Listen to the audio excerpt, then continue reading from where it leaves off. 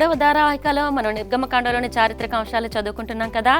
దేవుని దీవెనల కోసం ఎంతో ఆసక్తిగా ఎదురుచూస్తున్న విశ్వాస సహోదరులకు ప్రభునామలో శుభములు. ఈ ధారావాహికలో మనం ఈరోజు తెలుసుకోబోతున్నాం 5వ పాఠంలో పస్కా పండుగ గురించి. ఈ పస్కా పండుగ ఏమిటి, ఎవరికి, ఎప్పుడు ప్రారంభమైంది, ఎంతవరకు ఉంటుంది, ఈ వివరాలన్నీ మనకు తెలిసినప్పటికీ చాలామందికి చాలా లోతైన అర్థాలు ఇందులో మనం నేర్చుకోవాల్సినవి ఉన్నాయి.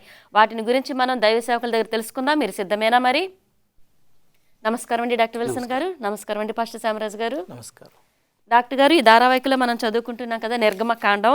ఇందులో 5వ పాఠం పస్కా. ఈ పస్కాను గురించి ఈ పాఠంలో మనం ఏం చదువుకోబోతున్నామో పరిచయం చెప్పండి. 10 తెగుళ్ళు ఇప్పుడు వచ్చాయి. 10వ తెగులు లాస్ట్ది. ఈ యొక్క ఏదో ఒక ఆఖరి నిర్ణయం తీసుకోవాలా, చావాలా బ్రతకాలా, దేశాన్ని కాపాడుకోవాలా, లేకపోతే సర్వనాశనం చేయాలా, యెహోవాకి లొంగిపోవాలా, లేకపోతే నువ్వు గర్వంతో నేనే ఫరోనని నిలిచిపోవాలా. దేశమంతా కూడాను ఆందోళనగా ఉన్నది. యాజకులు, ఈ యొక్క మాంత్రికులు, ఈ వాళ్ళందరూ కూడాను విసుగు చెందారు ఫరోకి చెప్పి. ఆఖరి తెగులు వచ్చే భయంకరమైనదని ముందుగానే హెచ్చరిక ఇచ్చాడు మోషే. ఆఖరి తెగులు ఉంటే మీరు తట్టుకోలేరు, అప్పుడు వరకు మీరు ఎందుకు తెప్పించుకున్నారని బాధతో వెళ్ళిపోయాక నీ ముఖం నేను చూడనన్నట్టుగా చెప్పి అన్నదమ్ములు వెళ్ళిపోయారు ఫరో చేతిలో నుంచి. ఈ విధంగా ఆ దేశమంతా కూడాను అల్లుకొల్లాలతో భయంతో ఏం జరగబోతుందో, ఇంకెంత కఠినంగా జరుగుద్దో అనుకున్నప్పుడు దేవుడు ఒక ప్రక్కన గోషాను ప్రాంతంలో ఒక క్రొత్త కార్యాన్ని ప్రారంభించాడు. అది వాళ్ళ జీవితానికి ప్రారంభమని వాళ్ళు అన్నట్లుగా. వాళ్ళు మానవులు సాధారణంగా ఈ యొక్క గ్రిగోరియన్ క్యాలెండరు ఇదంతా చూసినప్పుడు ఇది సూర్యచంద్ర నక్షత్రాల కదలికను బట్టి రోజు, నెలలు, సంవత్సరాలు. వీళ్ళు హెబ్రీ యొక్క క్యాలెండర్ నిసాన్ మంత్, వాళ్ళకి జనవరి మంత్ లాగా అనమాట నిసాన్. ఇది మీకు సంవత్సరంలో ప్రారంభమైన నెల. ఈ నెలలో 14వ రోజున మీకు ఒక క్రొత్త పండగ, మీ జీవితం క్రొత్తగా అవుతుంది. అంటే a new nation is born, క్రొత్త జనాంగం, క్రొత్త జాతిగా ప్రారంభమవుతుంది. మీరు తిరిగి నన్ను కవనెంట్ ప్రజలుగా నేను మిమ్మల్ని అంగీకరిస్తున్నాను, నీతో ఒడంబడిక చేసుకున్నాను, ఇన్ని సంవత్సరాల తర్వాత మరలా మీరు మాతో ఉండనై ఉన్నారు, నేనే స్వయంగా మిమ్మల్ని నడిపించనై ఉన్నాను అన్నట్టుగా క్రొత్త పండగ ఒకటి మొదలుపెట్టినట్టుగా దీంట్లో రాయబడి ఉన్నది. ఈ చాయిస్ ఎంత పరిస్థితుల్లో కూడా చిన్నదే కానీ పెద్దదే కానీ మన నిర్ణయం తీసుకోవాలి. ఆ నిర్ణయాల్లో మనం ఎవరి వైపు ఉన్నాము, మనం ఎంత లాభం పొందుతున్నాం అన్న దాని గురించి చూడాలి. ఈరోజు యొక్క సమస్య ఏంటంటే స్టబర్న్గా ఉండిన, అంటే కఠినపరుచుకున్న ఈ హృదయాన్ని ఆఖరికి వదిలేయాల్సి వచ్చిన సమయం కఠినమైంది వచ్చింది. అది ఏంటో, ఎలాగో, ఎప్పుడో అన్నది ఈరోజు పాఠం గురించి నేర్చుకుంటున్నాం. బాగుందండి పాస్టర్ గారు. ఈరోజు పాఠం కొరకు లేఖనం వినిపించండి. నిర్గమకాండము 12వ అధ్యాయము 26-27 వచనం నుంచి తీసుకోబడి ఉన్నది. మరియు మీ కుమారులు మీరు ఆచరించు ఈ ఆచారం ఏమిటని మిమ్మల్ని అడిగినప్పుడు మీరు, ఇది యెహోవాకు పస్కా బలి, ఆయన ఐగుప్తులను హతము చేయుచు మన ఇండ్లను కాచినప్పుడు ఆయన ఐగుప్తులో నున్న ఇజ్రాయేలుల ఇండ్లను విడిచిపెట్టెను అనవలెనని చెప్పాను. అప్పుడు ప్రజలు తలలు వంచి నమస్కారము చేసిరి. ఇక్కడ మనం చూసుకున్నప్పుడు ఇజ్రాయేల్ ప్రజలకు దేవుడు పస్కా పండుగ అయిపోయిన తర్వాత ఏం చేయాలన్నది మోషే ద్వారా చెప్పిస్తున్నట్లు మనం చూస్తున్నాం. ఇది మీరు కేవలం ఒక్కరోజు చేయటమే కాదు, ప్రతి సంవత్సరము కూడా మీరు చేయాలి. చేసినప్పుడు మీ పిల్లలు మిమ్మల్ని అడుగుతారు. మిమ్మల్ని అడిగినప్పుడు ఇది మీ యొక్క తరాలు వస్తున్నప్పటికీ మీరే స్వయాన్న ఈ కార్యక్రమంలో పాల్గొన్నట్టు చెప్పాలని మరి ఇక్కడ దేవుడు మోషే ద్వారా ఇజ్రాయెల్ ప్రజలకు చెప్పి ఉన్నారు. అంటే మర్చిపోకుండా ఎన్ని తరాలైనా అది కొనసాగుతుండాలన్నట్టు. డాక్టర్ గారు, మరి ఐగుప్తుకి తీర్పు తీర్చే ముందుగా దేవుడు ఎలాంటి హెచ్చరిక ఇచ్చాడంటారు వాళ్ళకి? ఇక్కడ 10వ అధ్యాయం 23వ వచనంలో 3 దినాలు వాళ్ళకి చీకటి వచ్చింది. దానికంటే ముందు ఒక ఆలోచన ఉందండి. ఆమోసు 3:7లో ఎంత చక్కని వాక్యం ఉంది. నేను నా ప్రజలకి హెచ్చరివ్వకుండా ఏ ఆపతి వాళ్ళ దగ్గర తీసుకురానని చెప్పినాడు. మరి ఇన్ని తెగుళ్ళు వస్తూ ఉండగా ప్రతిసారి కూడాను ఫరోకి హెచ్చరికిస్తున్నాడు, మీరు నాశనం అయిపోతారు, మీరు ఇబ్బంది పడతారు, నా మాట వినండి. ఆయన మాత్రం మొండితనంతో ఉన్నాడు. ఈ విధంగా ఉన్నప్పుడు దేవుడు చాలా ఓపికగా ఉన్నాడు అన్నమాట ప్రతి కార్యంలో కూడాను. నిర్గమాకాండం 11వ అధ్యాయం 1 నుంచి 10 వరకు దేవుడు ఐగుప్తు దేశాన్ని తీర్పు తీర్చాడు అని రాయబడి ఉన్నది. ఏ విధంగా తీర్పు తీర్చాడంటే, ఆయన తిరస్కరించిన వారు తీర్పు చాలా ఘోరంగా ఉంటుందండి. అందుకోసం ఆఖరి తెగులు ఐగుప్తు దేశం మీదకి 3 రోజులు బాగా ఘోరమైన చీకటి, ఎవరు ఏమి చూడలేనంత చీకటి అక్కడ రాయబడి ఉన్నది. కఠినమైన వార్నింగ్, హెచ్చరిక కూడా ఇచ్చాడు, ఘోరంగా జరగనై ఉన్నది విషయం. 11వ అధ్యాయం 8వ వచనంలో ఫరో దగ్గర నుంచి మోషే కోపంతో బయలుదేరి వెళ్ళిపోయాడు. ఇక నేను చూడను, మీ మీదకి మీరే దేవుని ఉగ్రత రప్పించుకున్నారు అని బాధతో వెళ్ళిపోయారు. ఆ సమయం నుంచి ఇంకేం జరుగుతుందా, 3 రోజులు చీకటి కదండి, అందరూ కూడా ఎవరిళ్లల్లో వాళ్ళు ఉన్నారు, ఏం జరుగుతుందో తెలియదు. ఇట్లాంటి సందర్భంలో ఈ యొక్క మోషేని పిలిచి ఇశ్రాయేలీయులకి కొన్ని హెచ్చరికలు ఇవ్వటం ప్రారంభించాడు. మీ జీవితం ఇప్పటి నుంచి ప్రారంభమవుతుంది, మీరు కొన్ని మార్పులు తీసుకురావాలి. ఈ పాఠంలో మనం నేర్చుకున్నది ఏంటంటే, అన్యాయం జరిగే చోట న్యాయం జరిగించేవాడు యెహోవా. దేవుడే మన తీర్పుదారి. మన నిర్ణయాల ద్వారా మనమే మన ఫలితాలు మనం తెచ్చుకుంటున్నాము. దేవుడు బాధ్యుడు కాదు. ఇదంతా కూడాను దేవుని యొక్క ప్రేమ ఉన్నప్పటికీ ఆయన ఒక్కొక్కసారి మన మొండితనాన్ని సరిచేయడానికి దేవుడు ఆఖరి యొక్క తెగులు ఆ ఐగుప్తు దేశం మీదకి తెప్పించాడు. దేవుడు ఎప్పుడు కూడాను మొట్టమొదటి జన్మించిన వాడిని నశింపచేయాలనే ఉద్దేశం కాదు, కానీ వాళ్ళ నిర్ణయంతో వాళ్లే నాశనం తెచ్చుకున్నట్లుగా కనపడుతుంది. బాధ్యత దేవుడిది మాత్రం కాదు. పాస్టర్ గారు, మరి మన ముందున్న పరిస్థితి అలాంటిదైనప్పటికీ కూడా దేవుడు అంతా మంచి చేస్తాడు అని మనం అనడానికి ఆధారంగా దేనైనా పెట్టుకోవడానికి అవకాశం ఉందంటారా? అది తప్పనిసరిగా ఉంటుందండి. ఎందుకంటే గతంలో జరిగిన ప్రతి సన్నివేశం కూడా మనకు ఉపయోగపడటానికి మనకు చాలా లాభము తీసుకొస్తూ ఉంటుంది. ఇజ్రాయేల్ ప్రజల యొక్క విషయంలోనే మనం చూసుకున్నప్పుడు వీరి యొక్క పస్కాను దేవుడు చేసుకోమని అన్నాడు. నిర్గమకాండము 12వ అధ్యాయంకి వచ్చేటప్పటికి మోషేను అహరోనును దేవుడు పిలిచి, నువ్వు నా ప్రజలకు ఈ రీతిగా చెప్పు అని ఒక సమయము, ఇది ఇందాక 14వ తారీఖు నుంచి ప్రారంభించాలని చెప్పిన రీతిని బట్టి మీరు ఆ రోజు ఒక బలిని అర్పించుకొని, లేకపోతే మీరు అది తినాలి, మీరు తినలేకపోయినట్లయితే మీ సహోదరులను కూడా పిలిచి మీరు చేయాలని చెప్పినట్లు మనం చూస్తున్నాము. అయితే ఇక్కడ మనం చూసుకున్నప్పుడు ఈ యొక్క పస్కా అనేది వారి జీవితకాలం అంతా చేసుకోవాలి, తరతరముల వరకు కూడా చేసుకుంటూ ఉండాలని దేవుడు సెలవిచ్చినట్లు మనం చూస్తున్నాం. అలాగే ఇక్కడ మనకి ఎందుకు చేసుకోవాలి అన్నది మనం చూసుకున్నప్పుడు, దేవుడు ఈ యొక్క కార్యక్రమం చేస్తున్నప్పుడల్లా నీ పిల్లలు అడిగినప్పుడు నీవు దీన్ని ఎందుకు చేస్తున్నావో వారికి చెప్పాలి అని వారు గుర్తు చేసుకుని చేయాల్సిందిగా మనం ఇక్కడ చూడగలుగుతున్నాం. బాగుంది. అంటే డైరెక్ట్గా చూడని తరం వరకు కూడా యెహోవా చేసిన ఉపకారాలు తెలియటం కోసం చిన్న విరామం తీసుకుందామండి. చూస్తున్నారు కదా, చిన్న బ్రేక్ తర్వాత ఇంకొంచెం వివరంగా తెలుసుకుందాం పాఠం. పస్కా అనే పాఠం గురించి చదువుకుంటున్నాం కదా, ఇంకొంచెం వివరంగా తెలుసుకుందాం. పాస్టర్ గారు, మన విశ్వాసం దేన్ని ఆధారం చేసుకోవాలనే దానికి గతం అని చెప్తున్నారు, ఇంకొంచెం చెప్పండి.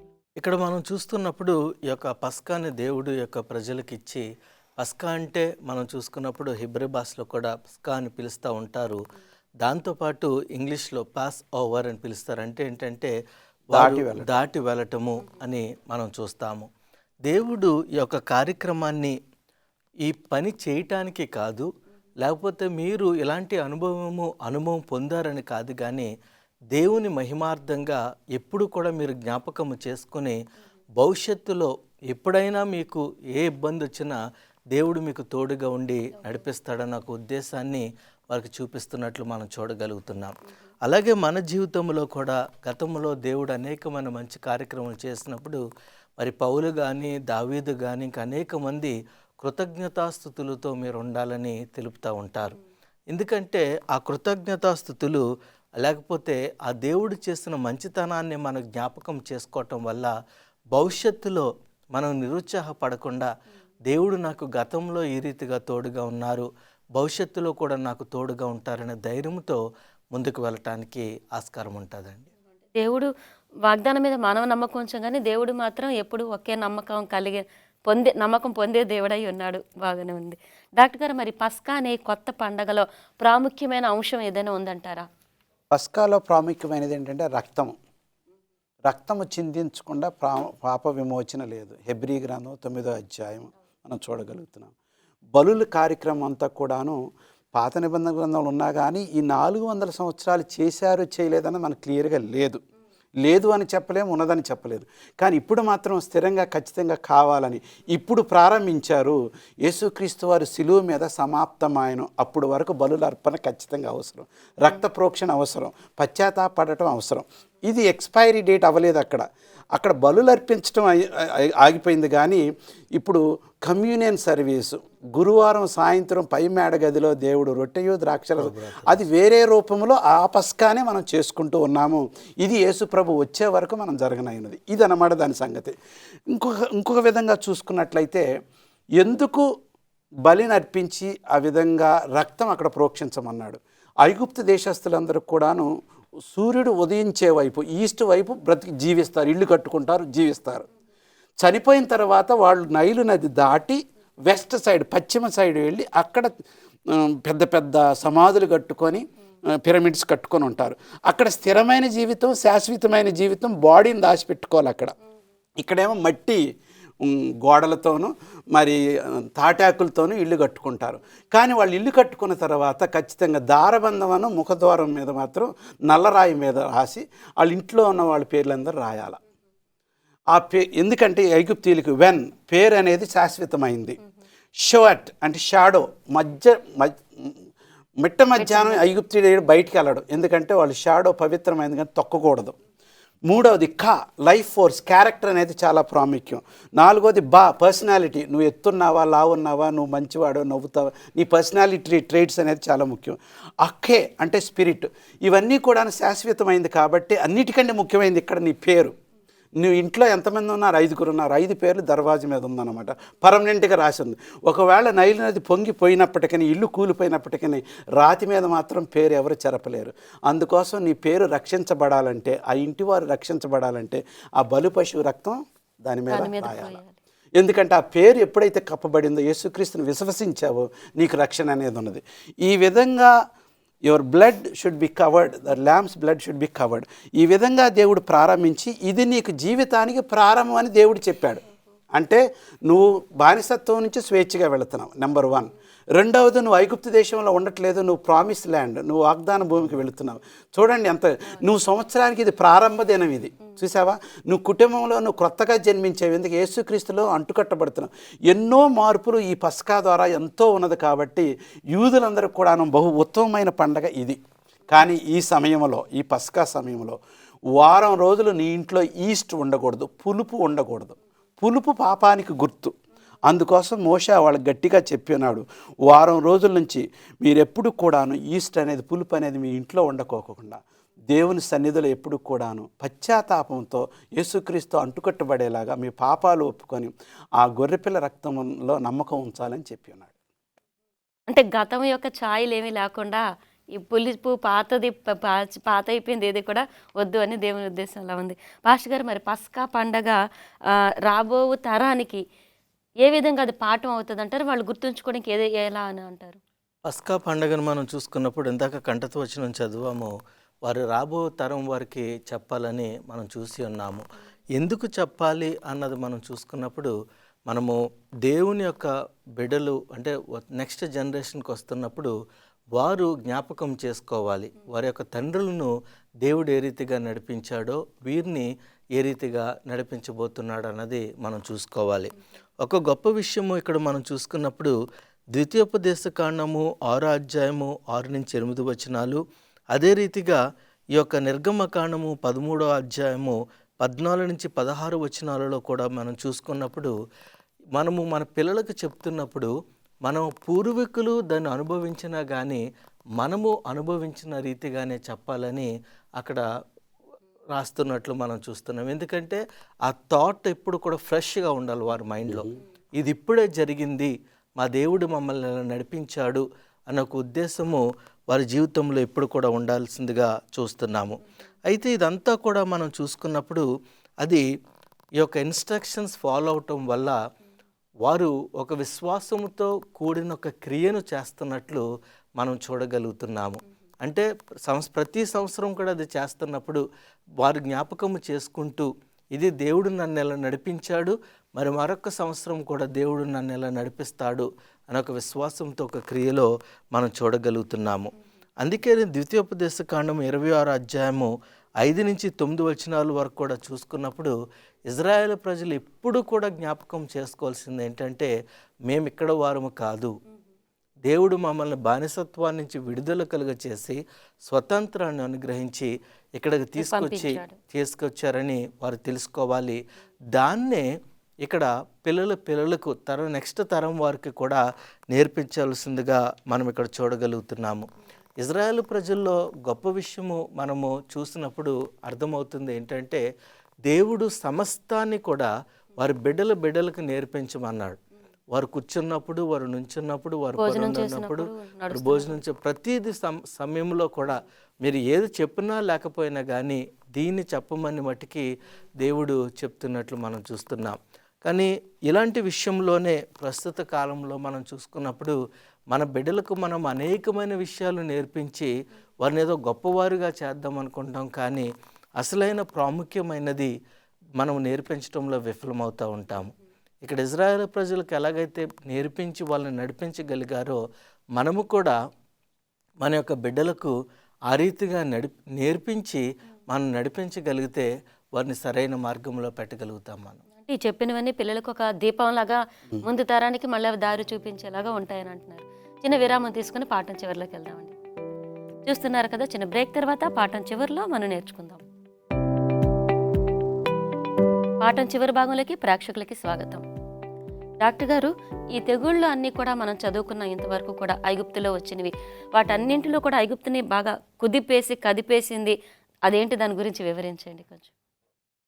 కొన్ని సంవత్సరాల క్రితం ఇశ్రాయేలీయులు పెరుగుతున్నారని, బలపడతారని, వారి దేశాన్ని ఓడించేస్తారని ఫరో రాజే చిన్నపిల్లలందరినీ చంపేయమని ఆజ్ఞ ఇచ్చున్నాడు. కొన్ని రోజుల తర్వాత, ఇది ఆజ్ఞ ఇచ్చిన కొద్ది రోజుల తర్వాత దేవుడే, పరలోకపు దేవుడే ఐగుప్తు దేశంలో ఉన్న మొట్టమొదట పుట్టిన కుమారుణ్ణి హతం చేసినట్లుగా మన చరిత్రలో చూడగలుగుతున్నాం. కొన్ని సంవత్సరాల తర్వాత ఇది ఏం జరుగుతుందంటే, ముఖ్యంగా ఎలెన్ వైటమ్ గారు ఎలా రాస్తున్నారు, త్రూ అవుట్ ఆ ఆఖరి రాత్రి, ఆ 3 రాత్రులు చీకట, 3 nights of darkness, throughout the vast realm of Egypt pride of every household has been laid low. గర్వం అనేది పోయింది. చూడండి మళ్ళా, the shrieks and wails and the mournings fill the air. భయపడుతున్నారు, వణుకుతున్నారు, ఏడుస్తున్నారు. తర్వాత the king and the courtiers, రాజుగారు రాయబారులు అందరూ కూడాను విత్ బ్లెంచ్డ్ ఫేస్, వికారమైన ముఖంతో, ఏమంటే దే ట్రెంబుల్డ్ దేర్ లిమ్స్, చేతులు వణికిపోతూ ఉన్నాయి అన్నమాట. Stood aghast at the over mastering horror, ఏదో ఘోరమైనది జరుగుతుంది ఐగుప్తు దేశంలో, ఏం చేయాలో ఎవరికి ఏం అర్థం అవ్వట్లేదు అన్నట్టుగా నిలబడినట్టు. ఎందుకు ఇంత పరిస్థితి రావాలి? దేవుడి మాట వినొచ్చు కదా. దీని ద్వారా మనం నేర్చుకున్నది ఏంటంటే, ఒకటే, ఐగుప్తీయులు ఫస్ట్ బార్న్ సన్, మొట్టమొదటి కుమారుణ్ణి కాపాడేది ఐసిస్ అనే దేవత, ఒక డ్యాగ రెక్క ఉన్న ఆ దేవత సహాయపడలేకపోయింది. పిల్లల్ని పుట్టించే దేవత హెకెట్, ఆ దేవత చేయలేకపోయింది. గర్భాన్ని కాపాడే దేవత మిన్ అనే దేవత కాపాడలేకపోయింది. ఈ దేవుళ్ళు దేవతలు అందరికన్నా యెహోవా మోషే సేవించే జీవము గల దేవుడు వచ్చి ఒక అధికారంతో మొట్టమొదటి కుమారునందరిని హతమార్చమన్నాడు. ఎక్కడైతే రక్తం ఉందో ఆ ఇంటిని మాత్రం మీరు దాటి వెళ్ళండి, వారిని ముట్టుకోకూడదని చెప్పి. ఇది భయంకరమైన సంఘటన. కానీ ఇశ్రాయేలీయులకు పస్కా పండుగ ప్రారంభించినప్పుడు చేదు అనుభవాలు జ్ఞాపకం ఉంచుకోకూడదు, కానీ దేవుడు ఎంత గొప్పవాడో జ్ఞాపకం ఉంచుకొని వాళ్ళ నూతన జీవితం యేసు క్రీస్తులో అభివృద్ధిగా, ఆశీర్వాదకరంగా, ఆత్మీయంగా ఎదగాలని దేవుడు కోరాడు. పస్కా చేదు అనుభవం కాదండి. అవును, వాళ్ళు బానిసలుగా ఉన్నారు, కానీ దేవుడు ఎంత మేలు చేశాడో దాన్ని ఎక్కువగా జ్ఞాపకం ఉంచుకోవడానికి ఇక్కడ చెప్పినాడు. మనం ఆఖరిగా ఈ వాక్యంలో చేసింది ఏంటంటే, నువ్వు విత్తిన విత్తనమే పంట మళ్ళీ కోస్తా. నువ్వు విధేయత చూపిస్తే ఆశీర్వాదాలు పొందుతావు.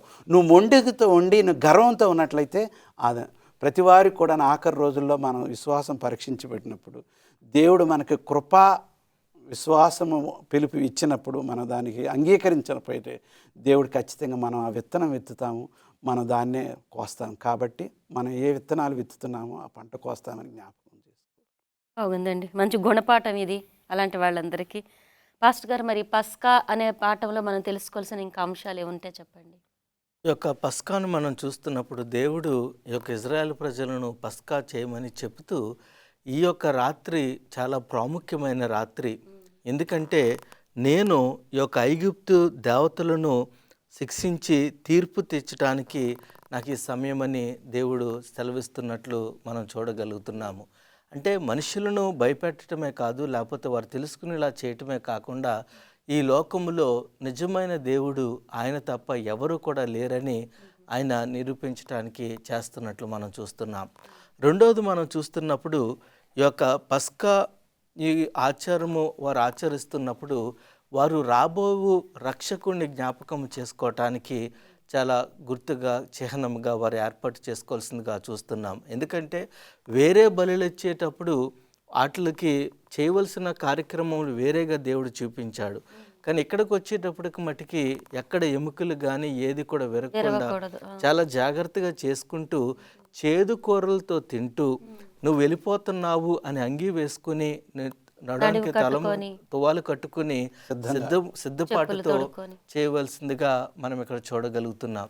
ఇదే సాదృశ్యాన్ని మనము చూస్తున్నప్పుడు యేసుక్రీస్తు వారు ఒక పస్కా బలిగా అవ్వటానికి సిద్ధంగా ఉంటున్నప్పుడు ఆ యొక్క రాత్రి వేళ సమయంలో కూడా ఆయన ఇస్తున్నప్పుడు నడానికి తువాలు కట్టుకుని ఒక్కొక్కరి దగ్గరికి వెళ్ళి వెన్న సంస్కరణ చేసిన తర్వాత ఆయన పై వస్త్రము ధరించుకుని ఇదే నా యొక్క శరీరము మీకోసము నేను ఇస్తున్నాను అని దేవుడు అక్కడ చేస్తున్నట్లు మనం చూస్తున్నాము. యోహాను 13వ అధ్యాయంలో మనం చూసుకున్నప్పుడు ఈ యొక్క సన్నివేశం అంతా కూడా మరి ఆ కాలంలో అది ఆఖరు పస్కాగా యేసుక్రీస్తు వారితో చేసుకోవటానికి సిద్ధపరిచి ఆ తర్వాత ఆయన చనిపోయిన సమయంలోనే ఈ పస్కా యొక్క గొర్రె ఎక్కడైతే మరి గుడారంలో వధింపబడవలసి ఉన్నదో దాన్ని అది తొలగిపోయినట్టు పారిపోయినట్టు ఆ డేరా కూడా చిరిగిపోయినట్లు మనం చూడగలుగుతున్నాం. అంటే మనం దీన్ని బట్టి అర్థమవుతుంది ఏంటంటే ఇందాక సార్ చెప్పిన రీతిగా వారి యొక్క జీవితం పాత జీవితం ఎలాగుందో కాదు, కానీ దేవుడు చేసిన మేలులు జ్ఞాపకము చేసుకుని దాంట్లో ముందుకు వెళ్ళవలసిందిగా మనం ఇక్కడ చూడగలుగుతున్నాము. అంతేకాకుండా ఈ యొక్క పస్కా ఇప్పటికీ కూడా మనం చూసుకున్నప్పుడు ఇజ్రాయెల్ ప్రజలు వారు తప్పనిసరిగా ఆచరిస్తారు. దీన్నే మరి పాస్ఓవర్ సిడార్ అని వారు పిలుస్తూ ఉంటారు. అంటే అరేంజ్మెంట్స్. ఈ పస్కాను కంపల్సరీ వారు ఆచరిస్తూ ఉంటారు. సబ్బాత్ను కూడా వారు ఆచరిస్తూనే ఆ దేవుణ్ణి జ్ఞాపకం చేసుకుంటారని మనం ఇక్కడ తెలుసుకోగలుగుతున్నాము. డాక్టర్ గారు మీరేం చెప్తారా? అంటే ఈ పాఠం అంతట్లో మనం నేర్చుకున్నది ఏంటంటే దేవుడు ఏమి తలస్తే అది ఖచ్చితంగా జరుగుద్ది. మనం ఎన్ని విధాలుగా ఎన్ని చేసినా కానీ కాదు. రెండవది ఆయన కార్చిన రక్తము ద్వారానే రక్షణ విడుదల అంటూ ఉన్నది. ఏ దేవుళ్ళు దేవతలు మనకి ఏమీ చేయలేరు. ఎంత ఫరో లాంటి వాడిని ఎదిరించి తన ప్రజల్ని తీసుకున్నాడంటే ఆయన అన్నది సాధిస్తాడు. కాబట్టి మనం మర్యాదగా ఆయన లొంగిపోయి ఆయనలో మనం చేరి ఆయన కుటుంబంలో ఉండటమే మేలని నేను అనుకుంటున్నాను. ఆ ప్రేమ పిలుపుని ఈ పాఠం ద్వారా మనకు అందిస్తుంది. మనం ఇక్కడ ఇంకొక విషయం కూడా మనం జ్ఞాపకం చేసుకోవాల్సింది ఏంటంటే ఇందాక సార్ చెప్పిన రీతిగానే ఆ రక్తము చాలా ప్రాముఖ్యతను చూపించింది అక్కడ. ఎందుకంటే వీళ్ళు పస్కా చేశారని లేదు, కానీ ఆ పస్కా తినకముందు వారు ఆ రక్తాన్ని తీసుకుని ఆ ద్వారబంధాలకు రాయటము, మరి ఆ మరణ దేవత వచ్చినప్పుడు అదే ఒక చిహ్నముగా మరణ దేవత ఈ యొక్క గృహంలోనికి రాకుండా ఉండటం మనం చూస్తున్నాము. మన జీవితంలో కూడా యేసుక్రీస్తు వారు ఆ పస్కా బలిగా మన కోసం చనిపోయి ఉన్నారు కనుక మనము కూడా నిత్యము ఆ యొక్క రక్తంతో ప్రోక్షించబడుతూ పాప క్షమాపణ పొందుతూ మరణము నుంచి మనం విజయం పొందటానికి ఉండాలని తెలుసుకోవచ్చండి. ప్రేక్షకులందరూ కూడా అట్టి రీతిగా మరణం దాటి యేసులో జీవించడానికి దీవించండి డాక్టర్ గారు. ఘనమైన దేవ, పరిశుద్ధుడా, ఈ అద్భుతమైన పాఠం మరలా మాకు గుర్తు చేసినందుకు వందనాలు. ఫరోలాగా మేము ఉండకోకుండా, కఠినమైన లోకపు దేవుళ్ళు దేవతలను పూజించుకోకుండా, వాటిపై నమ్మకం లేకోకుండా మేము నిజమైన జీవము గల దేవుని సేవిస్తూ పస్కా బలిలో అనగా యేసుక్రీస్తులో మేము కూడా జీవించి ఆయన కార్చిన రక్తము ద్వారా మేము కడగబడి రక్షించబడులాగా మమ్మల్ని తీర్చిదిద్దమని ప్రేక్షకులందరినీ దీవించమని నజరేయుడైన యేసుక్రీస్తు పేట ప్రార్థన చేసుకుంటున్నాము తండ్రి. చాలా చక్కని పాఠం అండి, చాలా విలువైన పాఠం. పస్కా అనేది ఎప్పుడో ఏదో అనుకుంటారు, దానికి ఈ కాలంలోనే అర్థం కూడా చాలా వివరంగా చెప్పారు. ధన్యవాదాలు. తెలుసుకున్నాం కదా ప్రియ సహోదరులారా, పస్కా ఆ రక్తాన్ని చూసి మరణదూత ఆ రోజు దాటిపోయినట్లు క్రీస్తు రక్తమందలి మన విశ్వాసం చూసి ఇప్పుడు మనకి నిత్య మరణం అనేది దాటిపోతుంది. అదే విశ్వాసం. ఆ రక్షణ మీరు అందరూ పొందటానికే ఈ పాఠాలు ఇంతగా మనకు అందుతున్నాయి. వీటన్నిటిని లైక్ చేయండి, షేర్ చేయండి, సబ్స్క్రైబ్ చేయండి. ఈ వాక్యాలు మీరు ధ్యానం చేయండి. అంతేకాదు మనం చదువుతుంది నిర్గమకాండం అనగానే మనకు గుర్తొచ్చేది పస్కా తర్వాత ఎర్ర సముద్రం. ఆ సముద్రాన్ని దాటడం ఎలాగో, మన ఎదుటిన్న సముద్రం దాటుకోవటం ఎలాగో వచ్చే పాఠంలో తెలుసుకుందాం. అంతవరకు క్రీస్తు నామములో మీకు శుభములు.